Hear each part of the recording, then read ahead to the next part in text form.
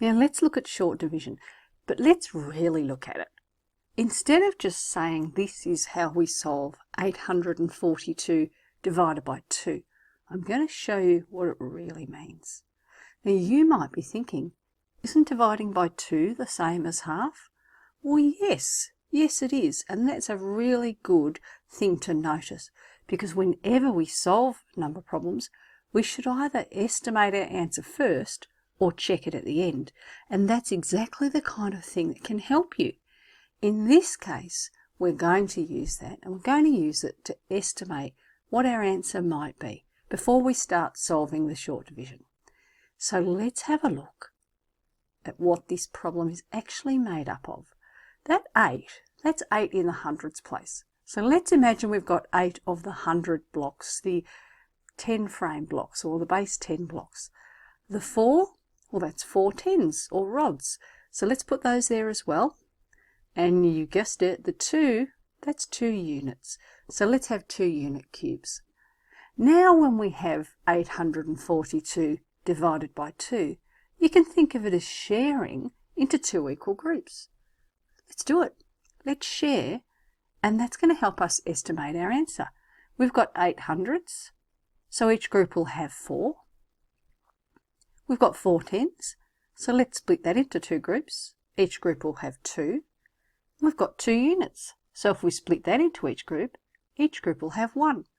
So by thinking about the digits, I'm actually thinking my answer should be 421.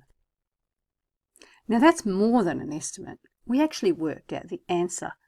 That's because we were dividing by 2, and it's not always going to be as easy to do that. But this one will give us a good way of checking what our answer should be. But we still need to solve it using short division.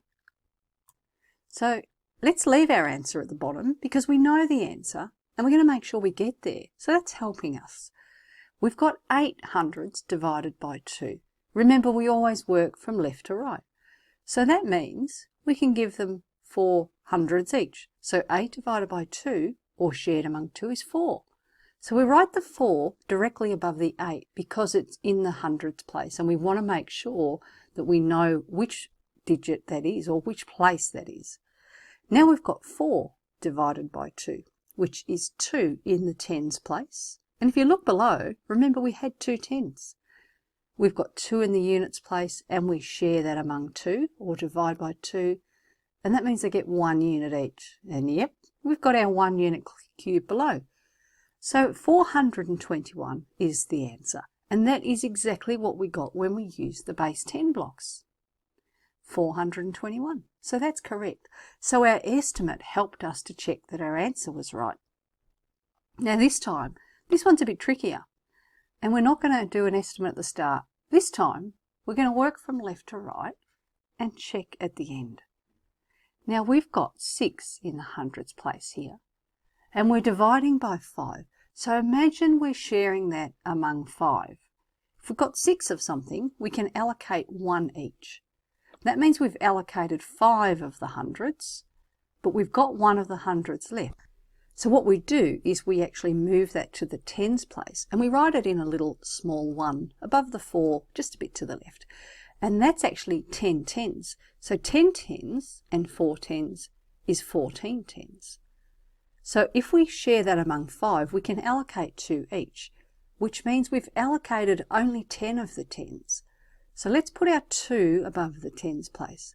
We've got 14 tens though, so there's 4 tens left. Those 4 tens we can rename as 40 units. And now we've got 40 units and no more because there were no units anyway. That 0 is the placeholder, but altogether now we've got 40 units. Now 5 eighths are 40. And if you don't know that, what you might do is think of 5 tens are 50 and count back by 5s. And that gets you to the fact that 5 eighths are 40.